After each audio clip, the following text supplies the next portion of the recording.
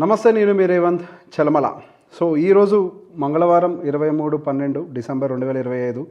So market ఒక్కసారి condition ఏంటో చూద్దాము. ఫైనల్గా ఇయర్ క్లోజింగ్ ఎట్లుంటుందో చూద్దాము. సో నాకు తెలిసి మనం చేసే లాస్ట్ మంగళవారం ఇంకొక మంగళవారం వీడియో ఉంటుంది. మోస్ట్లీ అది ఇయర్ ఎండింగ్ వీడియోగా మారిపోతుంది. సో ఈ సంవత్సరానికి ఇదే లాస్ట్ ట్యూస్డే వీడియో. సో ఈరోజు మార్కెట్ ఆల్మోస్ట్ నిఫ్టీ ఫ్లాట్గా క్లోజ్ అయింది. కొంతవరకు స్మాల్ క్యాప్ ఇండెక్స్ బెటర్ రిటర్న్స్ని డెలివరీ చేసింది. దాదాపుగా 0.38% పాజిటివ్గా ఉంది. సో హియర్ అండ్ దేర్ మనకు అన్ని సెక్టార్స్ కూడా, పర్టికులర్గా ఐటీ సెక్టార్లో అయితే కొద్ది వరకు ప్రాఫిట్ బుకింగ్ వచ్చినట్టుగా కనపడుతుంది. సో అంటే ఈరోజు ఒక 1% మటుకు బేసిక్గా రీసెంట్గా ఒక మంచి రికవరీ వచ్చింది కాబట్టి ఇట్స్ గుడ్. బేసిక్గా ఈరోజు కొంత ప్రాఫిట్ బుకింగ్ అయితే జరిగింది. బట్ స్టిల్ మనకు ఐటీ సెక్టార్ అయితే మాత్రం దాదాపుగా దాని యొక్క ఆల్ టైమ్ హై నుంచి స్టిల్ 17.77% మనం ఇంకా డౌన్లోనే ట్రేడ్ అవుతున్నాం. Okay, so next market condition ఏంటో ఒకసారి చూద్దాం. దాంతోపాటుగా సో గోల్డ్ ప్రైజెస్లో మనకు జరుగుతున్న మార్పులు, రూపీ బలపడుతుందా లేదా, సో వీటన్నిటి గురించి మళ్ళీ ఒకసారి డిస్కస్ చేసే ప్రయత్నం చేద్దాం. సో మనకి ఏవైతే సపోర్ట్ అండ్ రెసిస్టెన్స్లు మనకి ఇందులో చార్ట్లో కనపడుతున్నాయో నాకు తెలిసి దాదాపుగా 1 మంత్ నుంచి ఒకటే ఫాలో అవుతున్నాం. ఇప్పుడుదా వాటిని చేంజ్ చేసింది కూడా లేదు. సో ఎగ్జాక్ట్గా మనకి 25,600 ఆ లెవెల్లోకి వచ్చి మార్కెట్ సపోర్ట్ తీసుకున్న తర్వాత from there again it was moving higher. ఈరోజు కొంచెం పైకి వెళ్ళే ప్రయత్నం చేసినప్పటికీ రెసిస్టెన్స్ ఎదుర్కొంటుంది. దీన్నే కన్సాలిడేషన్ అని అంటాం. సో లాస్ట్ వీక్ మనం శుక్రవారం మాట్లాడుకున్న దాని ప్రకారం 26,000 ±300 పాయింట్ రేంజ్లో మార్కెట్ మనకి ఇంకా కంటిన్యూ అవ్వచ్చు అంటిల్ నెక్స్ట్ ఈవెంట్ ఏదైనా జరిగేంత వరకు. 600 పాయింట్ కన్సాలిడేషన్ జరిగే అవకాశం ఉండొచ్చు అని అనుకున్నాం. సో బేసిక్గా మార్కెట్ అదే స్టైల్లోనే ఆ 600 పాయింట్ రేంజ్లోనే మార్కెట్ బాగా కన్సాలిడేట్ అవుతుంది. సో బేసిక్గా మనకి ఒకవైపుగా క్రిస్మస్ హాలిడేస్ ఇవన్నీ వస్తున్నాయి కాబట్టి ట్రేడింగ్ వాల్యూమ్స్ కూడా డౌన్ అవుతున్నాయి. ఎఫ్ఐఎస్ ఒక పార్టిసిపేషన్ తగ్గిపోతూ ఉంటుంది యూజువల్గా ఇటువంటి టైంలో. అండ్ దాంతోపాటుగా యూజువల్గా మనకి ఎఫ్ఐఏఎస్కి ఇదంతా కూడా ఫైనాన్షియల్ ఇయర్ ఎండింగ్. మనకి ఏప్రిల్కి ఫైనాన్షియల్ ఇయర్ ఎండింగ్ అవ్వచ్చేమో, కానీ యూజువల్గా ఎఫ్ఐఏఎస్కి calendar year is the financial year. So head of the financial year closing యూజువల్గా ప్రాఫిట్ బుకింగ్ ఏమైనా ఉంటే చేసుకుంటారు. హెడ్ ఆఫ్ అది కూడా వాళ్ళకి ఇది ఒక long holidays, Christmas, new year ఇదంతా కూడా ఒక లాంగ్ హాలిడే పీరియడ్ కాబట్టి యూజువల్గా చాలామంది బిగ్ ట్రేడర్స్ అయి ఉండొచ్చు. Big traders in the sense like FIs point of వ్యూలో చెప్తున్నాను, వాళ్ళెవరూ కూడా యూజువల్గా మార్కెట్లో పార్టిసిపేషన్ కనిపించదు. So there is very high probability మార్కెట్లో వాలటాలిటీ కొంత ఏదైనా ఉన్నప్పటికీ, యాక్చువల్గా లేదు ఈ సంవత్సరం వాలటాలిటీ అసలు, బట్ కన్సాలిడేషన్గా చాలా హై ప్రాబిలిటీ కనపడుతూ ఉంటుంది. One new thing that we observed is India VIX. హిస్టారికల్గా ఎప్పుడూ లేనంత లో క్లోజింగ్లోకి అయితే ఇప్పుడు ఇండియా విక్స్ కనపడుతుంది. ఇప్పుడు ఇవాల్టి క్లోజింగ్ ఏదైతే ఉందో విక్స్ చరిత్రలో ఈ క్లోజింగ్ లేదు. అంత దారుణంగా ఇండియా విక్స్ పడిపోతుంది. So 9.38 that was dramatic fall. అంటే అసలు మార్కెట్లో వాలటాలిటీయే లేదన్నమాట. There is no selling fear, there is no buying fear, ఈ రెండు లేవు మార్కెట్లో. సో డ్రమాటిక్ ఫాల్ అవుతుంది ఇండియన్ విక్స్లో. సో బేసిక్గా ఆప్షన్స్ ట్రేడర్స్ పాయింట్ ఆఫ్ వ్యూలోకి వచ్చినప్పుడు ఇది పెద్ద కన్సర్న్గా మారుతుంది. ఒకవైపు ఆప్షన్ బయర్స్కి ఏమో ఇండియా విక్స్ పెరగట్లేదు కాబట్టి ప్రీమియంలో స్పైక్స్ రావు, so they can't make profit. Sellers point of వ్యూలో ఇప్పుడు కొద్దిగా డబ్బులు వస్తున్నట్టుగా కనపడుతుంది, కానీ ఒక్క స్పైక్ వచ్చింది అని అంటే డబ్బులు అనిపోతాయి. సో బేసిక్ ఇక్కడ లాంగ్ టర్మ్ ఆప్షన్ ట్రేడర్స్కి ఇబ్బంది ఎక్కువ ఉంటుంది. షార్ట్ టర్మ్ ఆప్షన్ ట్రేడర్స్కి ప్రాబ్లం ఏమవుతుంది, దగ్గరకు వచ్చి పొజిషన్స్ తీసుకోవాల్సి వస్తుంది. ఇప్పుడు 26,200 దగ్గర 100 దగ్గర ఎక్కడ ఉన్నాం కదా, అంటే మనకు కొద్దిగా ఏదైనా ప్రీమియం దొరకాలి అని అంటే వెరీ క్లోజర్కి రావాల్సిన పరిస్థితి. మనం ఆప్షన్ చేంజ్ చేయడానికి చూద్దాం. ఇప్పుడు 26,200 ఉంది ఈ మంత్ ఎక్స్పైరీ. కనీసం మనం ఒక 20 రూపాయల ప్రీమియం కావాలి అని అంటే 26,500 300 పాయింట్ డిస్టెన్స్లో తీసుకోవాల్సి వస్తుంది. ఆప్షన్ సెల్లింగ్ పాయింట్ ఆఫ్ వ్యూలో చెప్తున్నాను. 300 పాయింట్ల డిస్టెన్స్లో తీసుకుంటే ఒక్క చిన్న స్పైక్ వస్తే చాలు. రేపు గుడ్ న్యూస్ వచ్చి స్పైక్ వస్తే అక్కడ ఉండే ఆప్షన్ రేటర్స్ అందరూ ఎగిరిపోతారు ఒక్కటే దెబ్బకి. అదే డౌన్ సైడ్ మీరు చూసినా కానీ గట్టిగా అదే 20 రూపాయలు దొరకాలి అని అంటే మేబీ పుట్ సైడ్ కొద్దిగా స్కోప్ దొరికింది 25,850, అది కూడా తక్కువే. 450 పాయింట్స్, 300 పాయింట్లు 400 పాయింట్లు మూమెంట్ ఒక రోజులో రావడం పెద్ద విషయమేం కాదు. సో బేసిక్గా బాగా దగ్గరికి రావాల్సిన అవసరం ఆప్షన్ రైటర్స్కి కలుగుతుంది. సో సాధ్యమైనంత వరకు క్వాంటిటీస్ని తగ్గించుకోవాలి. లేదు అని అంటే అసలు నియర్ టర్మ్ ఎక్స్పైరీని వదిలిపెట్టేసి కొద్దిగా ఫార్ అవే ఎక్స్పైరీస్లోకి మూవ్ అవ్వాలి. అంటే ఈ డిసెంబర్ ఎక్స్పైరీ కాకుండా జనవరి 6th ఎక్స్పైరీ లాంటి వాటిలోకి పోతే అట్లీస్ట్ 25,600 దగ్గర దొరుకుతుంది.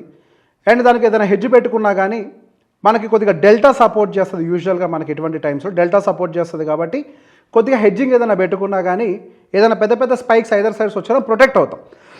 సో ఆప్షన్ ట్రేడర్స్ మాత్రం ఈ ఇండియా విక్స్ని గమనించుకోవాలి. ఇంత లో విక్స్ కండిషన్లో ట్రేడింగ్ చాలా డిఫికల్ట్ అవుతుంది. మార్జిన్స్ రావు, ఎక్కువ డబ్బులు ఎక్కువ సంపాదించలేరు. చిన్న చిన్న ప్రాఫిట్స్కి మనం కన్విన్స్ అయిపోవడం ఉత్తమమైన పని. నేను 20 రూపాయలకే ఉంటేనే అమ్ముతా, 30 రూపాయలు ఉంటేనే అమ్ముతానంటే కుదరదు. 10 రూపాయలు ఉన్నా కానీ కొంచెం దూరంగా వెళ్ళడం బెటర్. ఎందుకంటే ఇండియా విక్స్ లో ఉంది. సో ఇక్కడ ఏమవుతుంది, ఒక్కసారి ఐదర్ సైడ్ స్పైక్ వచ్చినప్పుడు విక్స్ కూడా స్పైక్ అవుతుంది. ఇక్కడ ఏమవుతుంది, మనకి అండర్లైన్ అసెట్ మూవ్ అవుతుంది, దాంతోపాటుగా ఇంప్లాయిడ్ వాలటాలిటీ కూడా యాడ్ అయిపోయి ప్రీమియమ్స్ని పెంచేస్తుంది. అప్పుడు బయ్యర్ బెనిఫిట్ అవుతాడేమో కానీ సెల్లర్ డబ్బులు కొట్టుకుంటూ ఉంటాడు. కాబట్టి ఈ ట్రేడింగ్ చేసేవాళ్ళు మాత్రం సాధ్యమైనంత వరకు ఈ విషయాలు గమనించుకుంటూ చేయండి. అండ్ నెక్స్ట్ వచ్చేసరికి మనం ఇండియన్ రూపీకి సంబంధించి కొన్ని విషయాలు చూడాలి. ఇండియన్ రూపీ కొద్దిగా బలపడ్డట్టుగా కనపడుతూ ఉంటుంది. సో బేసిక్గా యూఎస్డి వర్సెస్ ఐఎన్ఆర్ మనం గమనించినప్పుడు లాస్ట్ నిన్నటి రోజు మేబీ 1 డే 2-3 డేస్లో దాదాపుగా మనకి 91 పాయింట్స్కి దాటిన తర్వాత మనకు అక్కడి నుంచి 89.5 ఈ రేంజ్లోకి మన ఇండియన్ రూపీ అనేది బలపడ్డది. ఇక్కడ పైకి వెళ్ళి కిందకు వచ్చింది కదా అని అంటే వీక్ అయినట్టు కాదు. యూజువల్గా ఇండియన్ రూపీని రివర్స్లో కంపేర్ చేస్తాం, పైకి వెళ్తే బలహీనపడ్డట్టు, కిందకు వస్తే బలపడ్డట్టు. సో బేసిక్గా మనకి ఇండియన్ రూపీ కొద్దిగా బలపడ్డట్టుగా కనపడుతూ ఉంటుంది. సో బేసిక్గా దానికి గల కారణం ఏంటంటే ఆర్బీఐ కొద్దిగా ఇంటర్ఫియర్ అయ్యి డాలర్ అండ్ రూపీ స్వాప్ చేసింది. అంటే డాలర్ని సప్లై చేసి రూపీని పర్చేస్ చేశారు. దానివల్ల ఏమవుతుంది, యూజువల్లీ కొద్దిగా రూపీకి డిమాండ్ పెరుగుతుంది. కాకపోతే ఇది ఎంతకాలం నిలబడే అవకాశం ఉంది, ఎంతకాలం ఆర్బీఐ సపోర్ట్ చేస్తుంది రూపీ బలపడటానికి, that was the bigger question. ఉన్న డాలర్స్ అన్నింటినీ సప్లై చేసుకుంటూ వెళ్ళిపోయి అవుట్ ఆఫ్ ద రిజర్వ్స్ కండిషన్లోకి అయితే వెళ్ళలేరు కదా, that is definitely not possible. So బేసిక్గా వీళ్ళు ఎంతకాలం సపోర్ట్ చేస్తారంటే there is no other option. వీళ్ళు ఎక్కువ కాలం దీన్ని ఇట్లా డాలర్ని సప్లై చేసుకుంటారు, ఎందుకంటే మనకి ఎక్స్చేంజ్కి మనకు డాలర్ కావాలి. సో అగైన్ మళ్ళీ ఆ రిస్క్ని చేయలేరు, ఎక్కువ సప్లై చేస్తూ రూపీకి సపోర్ట్ చేసే కండిషన్లో వాళ్ళు కూడా లేరు. సో బేసిక్ ఇప్పుడు ఆర్బీఐ ఈ నెలకి ఇంటర్ఫియర్ అయ్యి కొంతవరకు రూపీని స్టేబుల్ చేసే ప్రయత్నం చేస్తుంది. సో గవర్నమెంట్కి ఇంకో ఎక్స్పెక్టేషన్ ఉండొచ్చు. హవెవర్ కొద్దిగా మనకు ఏవైతే ఇంట్రెస్ట్ రేట్ కట్స్ కానీ జిఎస్టీ కట్స్ కానీ తీసుకొచ్చామో అది మార్కెట్ని కొద్దిగా స్టెబిలైజ్ చేసిందని ఎక్స్పెక్టేషన్ ఏమైనా ఉందేమో. సో దట్ Q3లో కొద్దిగా మంచి రిజల్ట్స్ వస్తాయని యాంటిసిపేషన్ ఏమైనా ఉండొచ్చేమో, ఐ డోంట్ నో. దానివల్ల కొద్దిగా నెంబర్స్ బాగున్నాయనంటే ఎఫ్ఐఎస్ యొక్క ఫ్లో మళ్ళీ ఇండియాలోకి తిరిగి వస్తుంది కాబట్టి అప్పుడు కూడా రూపీ బలపడుతుంది ఒక ఎక్స్పెక్టేషన్ ఒకటి ఉండొచ్చు. ఒకవేళ అది ఫెయిల్ అయింది అనుకోండి, జనవరిలో రిజల్ట్స్ ఫెయిల్ అయితే ఫిబ్రవరి 1వ తారీఖు వాళ్ళకి ఇంకో ఆయుధం ఉంది, బడ్జెట్. ఒకవేళ జనవరిలో నెంబర్స్ బాగోకపోతే ఫిబ్రవరిలో రాబోతున్నటువంటి బడ్జెట్ సమావేశాలు 2026 ఫిబ్రవరి బడ్జెట్ సమావేశాల్లో ఏమన్నా ఎఫ్ఐఎస్ని అట్రాక్ట్ చేసే విధంగా ఏమైనా కొత్త పాలసీలు తెస్తారేమో అనేది ఒక నా ఎక్స్పెక్టేషన్. ఇక మార్కెట్లో ఏం లేదు. అంటే ఇక్కడ పాయింట్ ఏంటి, రూపీని కాపాడుకోవాల్సిన బాధ్యత ఉంది కాబట్టి. ఇక్కడ మనకి ట్రంప్ టారిఫ్కి రిలేటెడ్ మనం ఏం చేయలేం, that is not in our hands, కంప్లీట్గా అవుట్ ఆఫ్ హ్యాండ్స్. అది మన చేతుల్లో ఉన్నంతవరకు ఏమైనా చేయగలుగుతామంటే ఈ పాలసీ మేకింగ్లో చేంజెస్ తీసుకొచ్చి కంపెనీలకు సంబంధించిన ఎర్నింగ్స్ని పెంచడము, ఎఫ్ఐఎస్ యొక్క చూపుని మన వైపుగా మళ్లించుకోవటం, మన వైపుగా చూసేలా చేయటము, వాళ్ళకి ఏదో ఒక బెనిఫిట్ ఇచ్చి తప్పదు, రూపీని స్టేబుల్ చేయాలి కాబట్టి మేబీ అదేమన్నా చేయొచ్చు. సో ఈ రెండు అయిన తర్వాత మార్చ్ టైంకి ఏమన్నా వీడోడ్ను మార్చ్ టైంకి ఏమన్నా ట్రంప్ టారిఫ్ ఏమన్నా మళ్ళీ క్లారిఫై వచ్చింది అంటే ఇంకొద్దిగా బులిష్ సినారీ ఉండే అవకాశం ఉంది. సో ఇప్పుడు వరకు అయితే మాత్రం మనం చూసినటువంటి కండిషన్ల ప్రకారం మనం రూపీ పరంగా కొద్దిగా స్టెబిలైజ్ చేసే పాయింట్ ఆఫ్ వ్యూలో గవర్నమెంట్ కూడా ఆలోచనలు అయితే మొదలుపెట్టింది. అట్ ద సేమ్ పాయింట్ మనం గమనిస్తే గోల్డ్ మాత్రం విపరీతంగా పెరుగుతోంది. ముందు వెనకాల ఆలోచించుకోండి, ఈరోజు కూడా 1% గ్యాప్ అప్ అక్కడక్కడ సర్వైవ్ అవుతుంది. ఈ ఒక్క నెలలోనే ఇప్పటికి 23 రోజులు అవుతుంది, ఈ ఒక్క నెలలోనే గోల్డ్ దాదాపుగా 9% పెరిగింది ఇప్పటి వరకు. సిల్వర్ దాదాపుగా 25.75% పెరిగింది silver. That's a huge rally, huge. So బేసిక్గా సిల్వర్లో ఇంత బయింగ్ రావడం గల కారణం చైనా సైడ్ నుంచి సప్లై ఆపేస్తారు అని వాళ్ళేం అఫీషియల్ స్టేట్మెంట్ ఇవ్వలేదు, స్పెక్యులేషన్ అంటాం కదా, మేబీ వాళ్ళు సప్లై ఆపుతారు అన్న ఒక ఇదితోటి, సో దట్ డిమాండ్ ఎక్కువైపోయి మిస్ మ్యాచ్ క్రియేట్ అయిపోయి ఏదో క్రియేట్ అయిపోద్ది అన్న దాంతో సిల్వర్కి యూజువల్గా ఇప్పుడున్నటువంటి కండిషన్లో అయితే ఇంత పెరగడానికి కారణం అయితే industrial demand and sudden spike జరగలేదు.